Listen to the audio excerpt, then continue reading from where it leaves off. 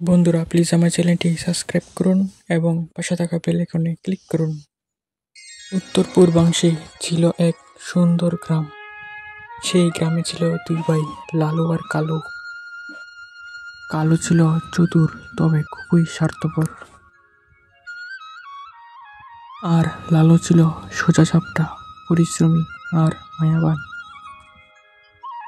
একদিন তারা দুই ভাই মিলে গেল জঙ্গলে কাঠ কাটতে। কাজের ফাঁকে তারা খুঁজে পেল একটি গুপ্ত ধন ভাণ্ডার। কিন্তু ধন ভাণ্ডারে লেখা ছিল যে ভালো মনের শুধু সেই এ ধনের অধিকারী হবে, আর লোভীরা ধ্বংস হবে।